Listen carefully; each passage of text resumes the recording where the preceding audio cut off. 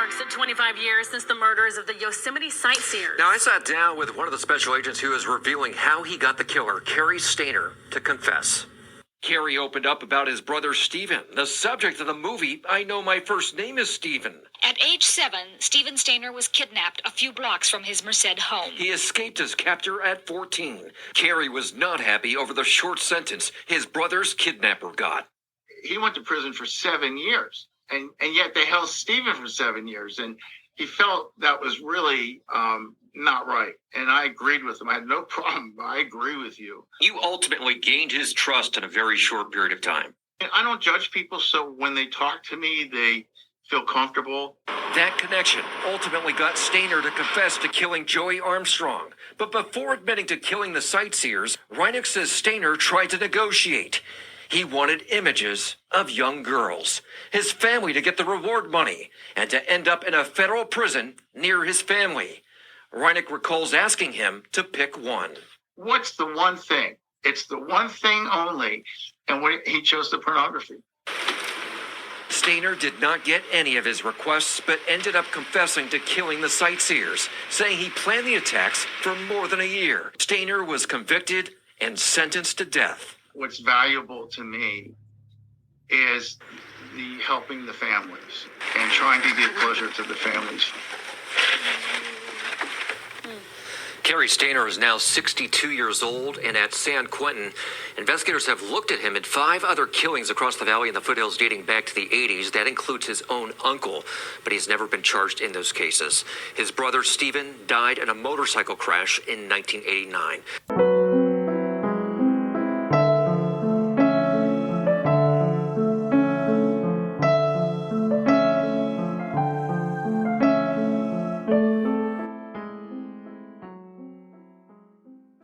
Welcome back to Operation Evil. This is episode 109, The Other Stayner Brother. I'm your host, Nyoka. In the last episode, we talked about the kidnapping of Stephen Stayner and how he returned 7 years after his kidnapping.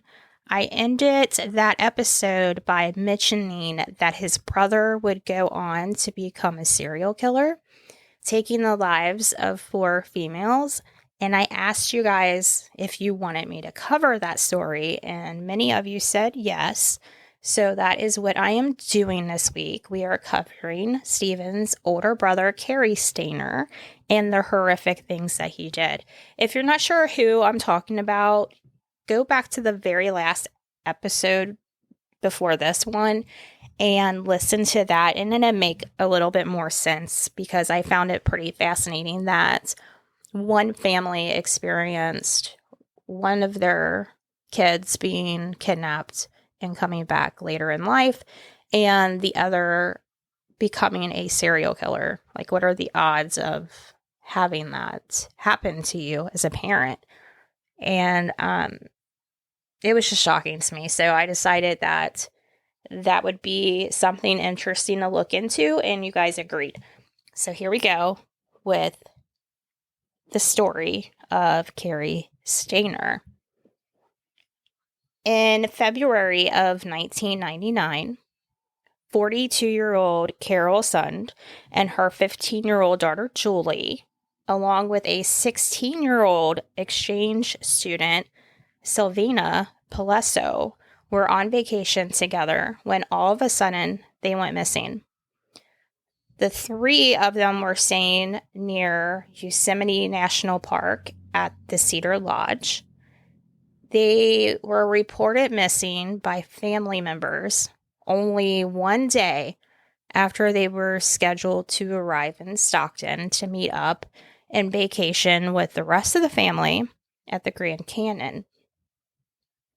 There were people searching intensely in the area, both by land and air, trying to locate them and the very bright red 1999 Pontiac Grand Prix that were rented for this vacation.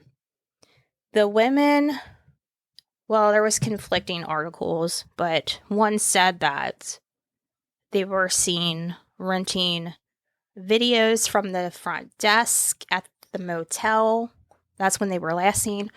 And other articles said that they were last seen eating at a restaurant and then leaving. A family friend who worked with Carol's husband, named Deborah Downs, said in an interview, quote, "It's a complete mystery. We don't know if they've driven off the road. We just don't know what to think. It's every parent's nightmare," end quote. Deborah said that it would be out of character for Carol to not contact family members for days. And apparently she was one of those women that she made plans. She stuck to a schedule. She was in constant communication.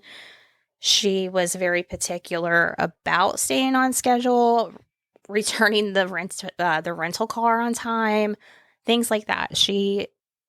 It is just not in her character to just disappear off the face of the earth and not speak to anybody. It just wasn't. And Carol is described as 5 feet 5 inches tall, 160 pounds, brown hair, blue eyes. She was really well known, really well liked in the community. She was an advocate for abused children in the local courts. She was known as a wonderful mother. She was known as a family woman. She had 4 kids. At the time of her missing, the youngest was 8. And the oldest, Julie, was with her when they all went missing. And I think, if I'm not mistaken, that a couple of those kids are adopted, but don't hold me to that. But she was a very kind, caring person who really cared about the community and just impacting people's lives for the better. Now, Carol's daughter, Julie, the oldest daughter, was 5 feet 4 inches tall, weighing at 135 pounds. She had long brown hair and brown eyes, and she was a cheerleader and a musician. She was a very bubbly teenager. She had a lot of friends. She was always on the phone, just like your typical teenager. And as I'm saying this, it's kind of bringing me back a little bit, because this is 1999 and this girl's 15. In 99, I was 17, graduating from high school. So, I'm right there with her. I feel like I can relate to that time period. But anyway, that just went off track a little bit. Now, Savina, she was an exchange student, and she spent time with the family prior to this. So they were acquainted, and she was described as being 5 foot 5 inches tall, 120 pounds. She had long dark hair and green eyes, and she was just known to be this really sweet girl. And the whole purpose of this vacation was to take Selvina to and show her the natural wonders of Yosemite. Now, Carol, her family, posted a $250,000 no questions asked reward for the information leading to the safe return of the 3 women. Her family, needless to say, was pretty well off. I believe, I don't know if it was the husband or her father or both, but they were developers. I mean, they were just very successful people who were not hurting for money. So they were able to really focus on reward money, keeping it in the media, keeping everyone's attention on finding the 3 women.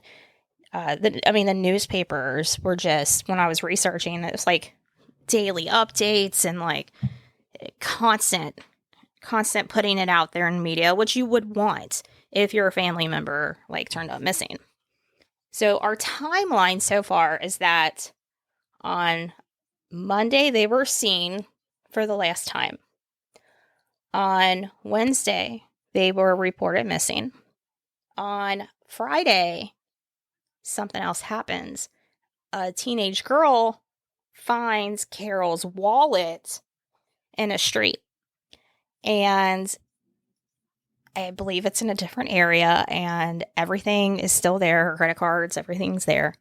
And apparently, like later on, you'll find out that it was like purposely thrown in the street to like throw detectives off and look in a place where they wouldn't be found.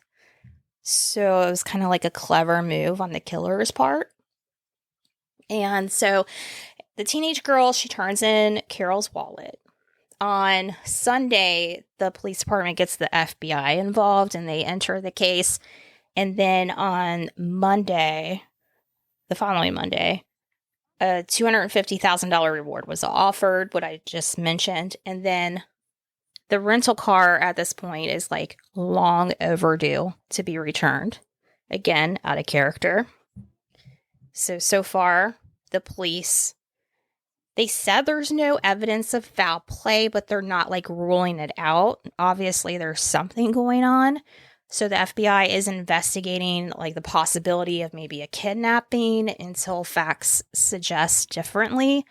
In March, just a few weeks after they went missing, the family puts out a $50,000 reward for information that would lead investigators to that red rental car that Carol was driving. Now, Carol's father, Francis, said, quote, "I can't imagine how a car with 3 people in it can just disappear. We need help, and I know if we can find the car, then the FBI will be able to break this case wide open," end quote. And I think he's right. Like, that's a huge step. If you can find the car, you might be able to crack that case and solve it. But on the tip reward for the car, there was a criteria to be met. So in order to get that reward, the tip needed to come in before April 1st to receive that reward money. So they are kind of like moving this along. We need to find that car. We have to. Additionally, that $250,000 reward got bumped up to $300,000.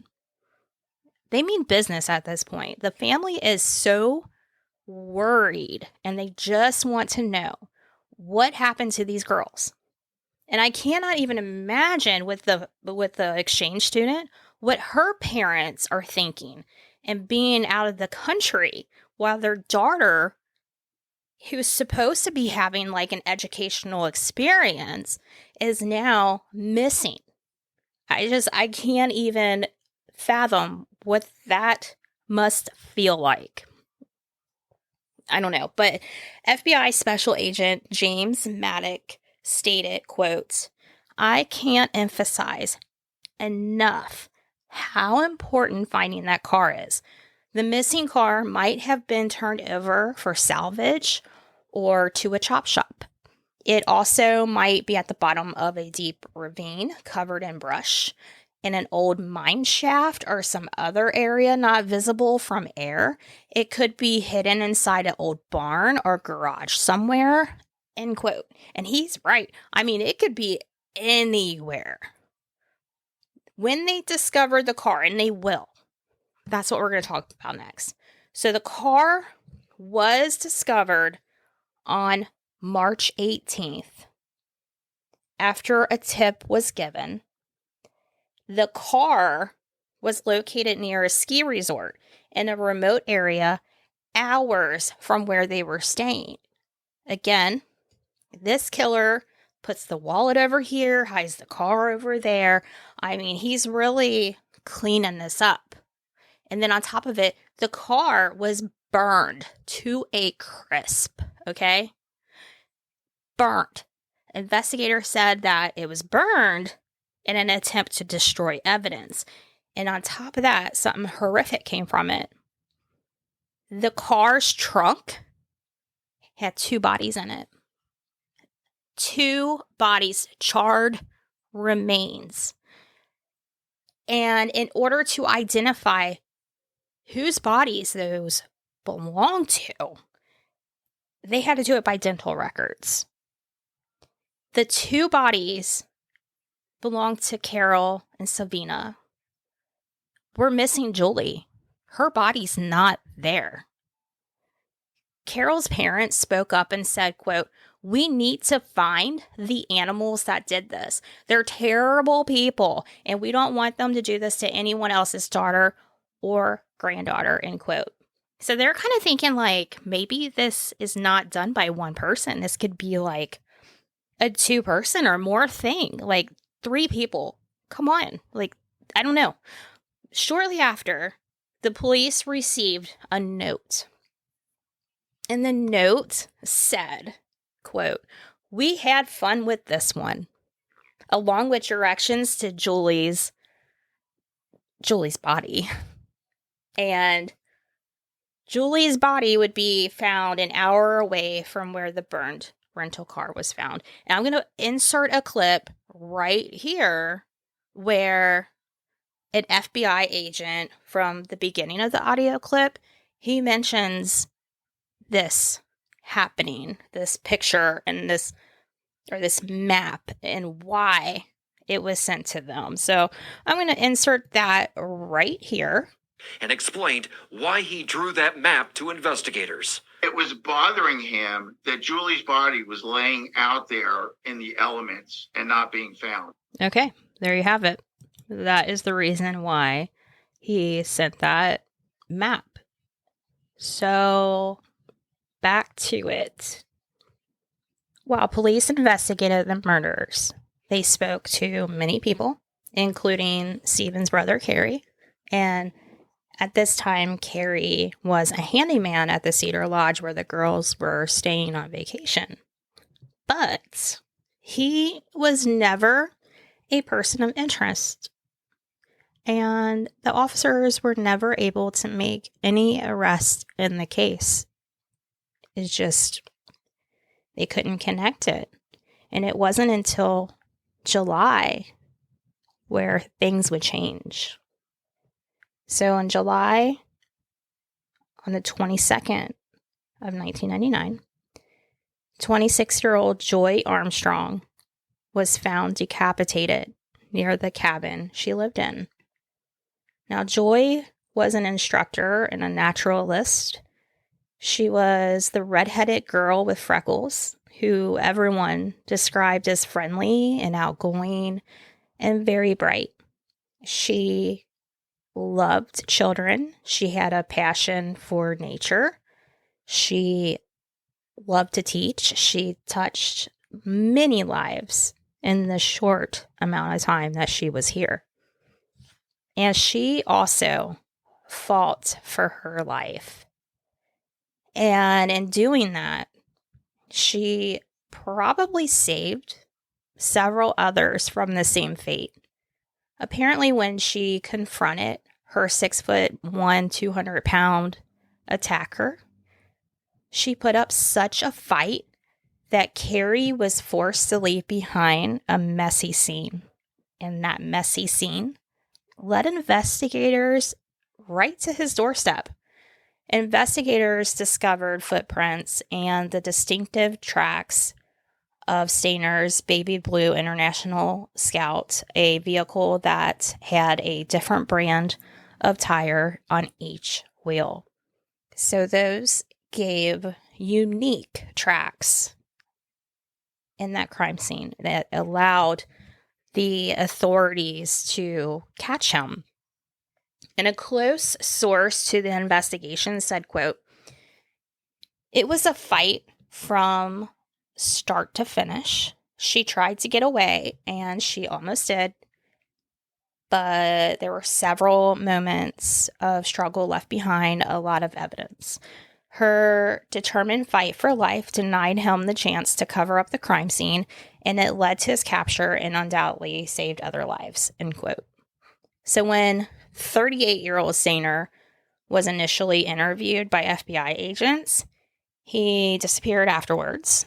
But when the authorities caught back up with him, they found him at a nudist camp, and then they got him to confess. Now, Carey, he was described as friendly, but a loner. And he told authorities that he killed Joy, and he acted alone in the slaying of Carol, Julie, and Sylvina. He also told the FBI, after gaining access to their room by lying about a leak, he sexually assaulted both of those teenage girls in the room at the Cedar Lodge Motel. He then told authorities that he was able to lead them to 2 bloodstained knives that he used to kill the girls. He did make an effort to straighten up the motel room. He even made up the bed, but technicians were able to find evidence. They found hairs. They found a handprint. They found samples of a duct tape that he used to bind them, and a blanket that he said that he wrapped around Julie. Now I want to jump into this interview that he did. It was a off-camera interview with a TV reporter. And he told that reporter that he has been entertaining visions of murdering women for 3 decades. So if this is really the case, if he is not lying, that would mean that he was 7 years old when that fantasy started, which means that his brother, Stephen, he was not kidnapped yet, and that trauma may not have anything to do with it, or that trauma could have triggered something that was already existing. I don't know. Because also, I mean, his brother got attention, and he was like he had national attention. He got like a documentary or a movie or something. He got like all these things. So I don't know if that has anything to do with it at all. But also in the interview, he publicly assured the victims' families that none of the women or girls had been sexually molested. But we know this is a lie. He told authorities differently. He admitted to doing that. And he also told law enforcement that he strangled Carol and Sylvina, but he kept Julie alive for a few hours longer and would eventually slit her throat when he was done. His sentencing was, he pled guilty to the charges, including premeditated first-degree murder, kidnapping, attempted aggravated sexual abuse, and he was sentenced to a term of life without the possibility of parole. His second trial was in 2002, and he was found guilty of 3 counts of first-degree murder and 1 count of kidnapping, and he was sentenced to death in connection to the slayings of the first 3 victims. Currently, as of 2022, I was trying to find an update on Carey and was he sent to death yet? Like, what's going on with that? Well, he's still alive and sitting on death row, and he's serving his sentence at a prison in California, and that's all we know. I haven't heard or read anything in the past 2 years, so I'm assuming that that is still the status. I'm not really sure. But I do want to insert another clip here that I found about people that he knew, their reaction to finding out that their friend or this guy they knew ended up being a serial killer. I'm going to insert that right now. For the past 2 years, Kerry Stayner rented a room above the Cedar Lodge restaurant. He worked next door at the motel as a handyman, and it was at Cedar Lodge that local teens got to know him. We were sitting there swimming. He walked in to do his job around the pool, do some handyman work, and Aaron hollered at him, told him to come over and meet us, and every day after that, pretty much that we were over there, we'd see him and talk to him for about 5 minutes. Parker Bevington and Aaron Ludwig both work at the Chevron just down the road from Cedar Lodge. Both young men are stunned. The man they were friendly with has apparently confessed to last week's killing. They insist he couldn't have seemed more normal. I've never even seen the man violent at all. He's never even really raised his voice, even when we're just sitting there talking. He always made us feel pretty much like we had nothing to worry about. Never made us feel uncomfortable. Stayner would visit the nearby Merced River for relaxation, seeking spots to sunbathe in the nude. People enjoying the river today are shocked as well.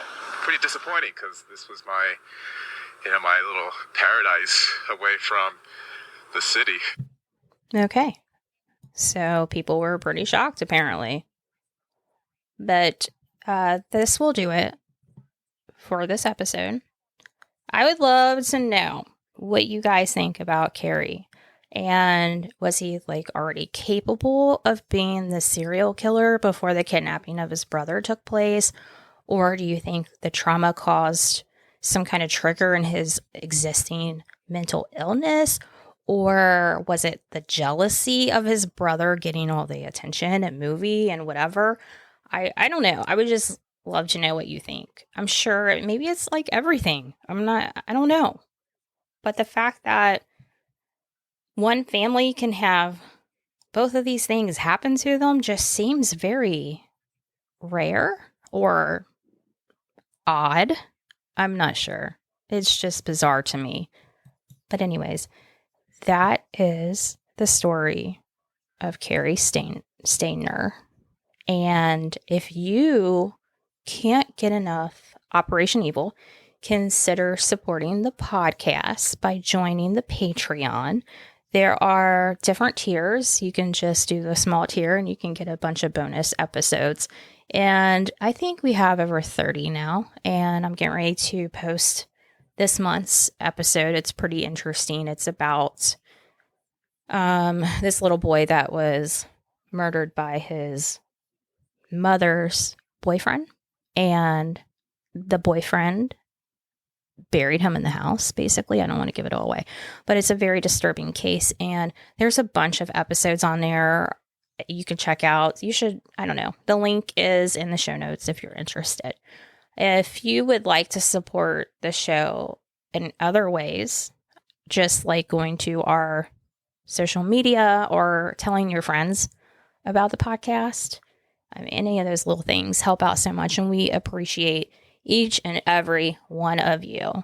And I will be back next time with a new episode. If you have any spooky stories, by the way, that you would love to share, and you don't need to even say who you are, you could just send me anything that is creepy, spooky, any of that stuff. I would love to read it on the podcast. We're in spooky season, and if there's a way to do some kind of Halloween episode, I don't know. Just give it a thought. If you want to email it, you can at operationevilpodcast@gmail.com. If you want to send it to me on Facebook Messenger, you can do that too. I would appreciate that. And just in the subject line, put spooky story or something like that. That will grab my attention. But anyways, I hope you guys enjoyed this episode. And if you have any suggestions on another, feel free to reach out to me. That will do it. And we'll talk to you next time. Goodbye.